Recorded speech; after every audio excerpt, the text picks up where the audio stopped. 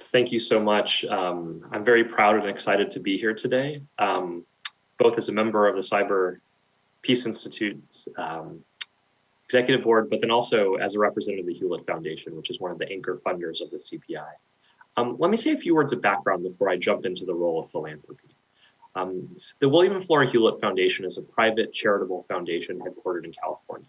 We were established more than 50 years ago to serve the public interest, and since that time have made several billions of dollars of grants on issues ranging from education to the environment to cybersecurity. We address complex public policy problems with long-term strategic grant making. And the foundation has a longstanding interest in the security of peoples around the world, having previously funded efforts to prevent conflict, to reduce nuclear risks, and the like. In 2014, we launched what we call the Cyber Initiative, which is a 10-year, $130 million grant-making effort to build a more capable and diverse cybersecurity field to help societies around the world solve pressing cyber challenges. And that's where the CPI comes in for us. We are a nonpartisan funder, really trying to build innovative, impactful organizations that can serve the public. And we think the CPI really is one of those. What we hope is that the Cyber Initiative can play an important role addressing pressing challenges. And what we're concerned by is the lack of other funders who share our passion about confronting conflict in cyberspace and promoting cyber peace. And what we're trying to do is to show that this is a really important area for philanthropy and think that there's a real value add for philanthropy to step up. Let me explain that a bit more. I think we all know that decision makers in and out of government are struggling to confront pressing cyber challenges around the world. They're used to industrial age, analog norms and rules that are ill-suited to a digital era. They're uncertain about the nature of key problems, how to properly balance competing values like national security and civil liberties, or grasp the long-term trade-offs embodied in their decisions. So in that respect, the cyber field is very young. It's still developing. And it's not quite developed enough to really help guide society where it needs to go. And it can't really exercise the leadership that it needs to. But in the meantime, global internet traffic has exploded, right? The number of connected devices and sensors, the Internet of Things, is growing at an exponential rate. And we all see the amazing access to information and efficiency and economic growth and opportunities for creativity and expression these technologies bring, and social interaction too. But balanced against that progress, we also know that there can be unintended negative consequences, and that we need to make sure that these digital tools that people rely on are trustworthy and are not used by malicious actors and are not exploited to become a new vector to cause harm. But how do we prevent disruptions to this trustworthiness? How do we constrain adversaries and address serious threats to national security, commerce, societies, and individuals alike? I mean, the recent spate of ransomware attacks in the US and abroad is a perfect example. Those attacks have crippled hospitals, schools, mass transit systems, and really capture the real world impacts that digital harms can cause on people. Despite all of this potential digital technology and all of the potential harms, funding by philanthropy and by others to address these threats is pretty much non-existent, and that's a concern. There are real impediments to launching innovative and new organizations like the CPI and its partners who have spoken today. And so part of what I'm hoping to do is really call on philanthropies to fill that gap, because philanthropies are neutral players with flexible resources who can take long-term strategic approaches. They don't have to operate on a 12-month budgeting cycle like governments or companies do. But the challenge with philanthropies is they really need to be educated. I think among foundations and donors, there isn't a lot of appreciation or understanding about the role that philanthropy can play in cyber peace and addressing cyber threats. And so we need to engage philanthropy to really unlock funds. And so I think one way to do that is to really explain how philanthropy can help. So I think despite the urgent need for philanthropy to support universities, think tanks, civil society organizations, and other institutions, they still don't quite understand it. So let me say a few more words about that. I think one response is, well, why can't the government just solve these problems? And I think governments are critical players and we all rely upon them to keep us safe. But there are a few really good reasons why government funding is not alone here. They are partners, but they're not the full solution.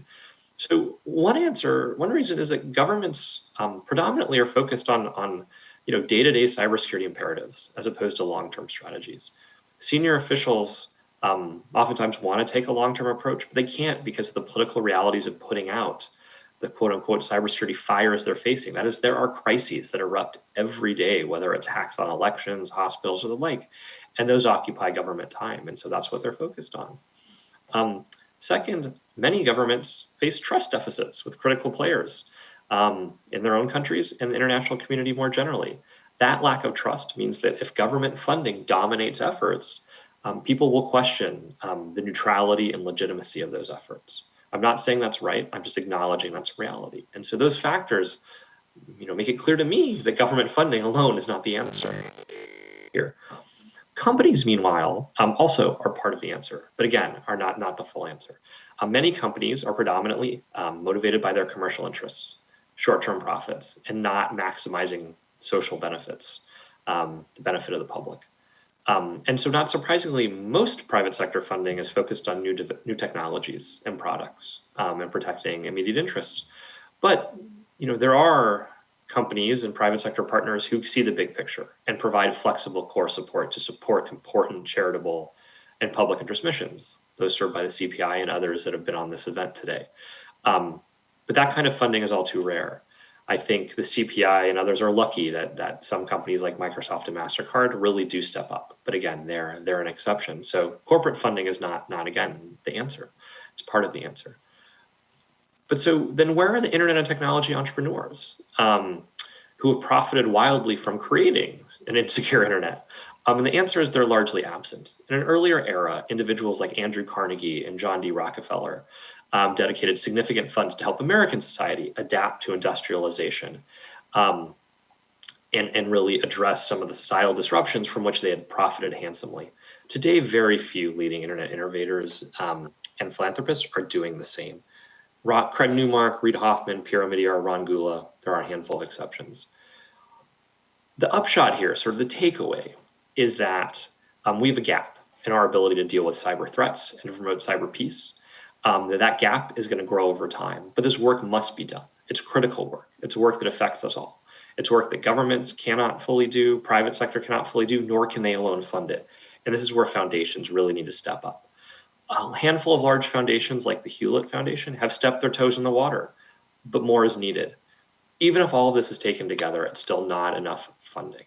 So what I'd like to close with is just saying that my hope for the Cyberpeace Institute in its second year, and my hope for this event and all of the collaborative efforts that all the partners in this event are doing, is to really show the way and to show the kind of impact that can be achieved by thoughtful, strategic, ambitious, but also nimble civil society work to protect vulnerable communities, to hold malicious cyber actors to account, and to advance international norms. I'm hopeful that if we keep moving along the path that we're on and we really energize these efforts, that years 2, 3, 4, and beyond for the CPI will really help catalyze more philanthropic support and important work, because what is clear from what you're hearing today is that cybersecurity is not just a vertical that we need to look at that way, but it's also a horizontal layer that cuts across our society. Because after all, the economy now runs on the internet. And cybersecurity and promoting cyber peace, if you will, is a relevant issue for all sectors, for healthcare, for education, for the environment. It is not a technical national security issue alone. It has those dimensions, but it touches everybody. So my hope is, again, that by having these conversations, by really looking at the exciting work that's being done, we can energize philanthropies, we can get them to step up and really help fill the funding gap that we're all looking for. Thank you again. I really appreciate this opportunity.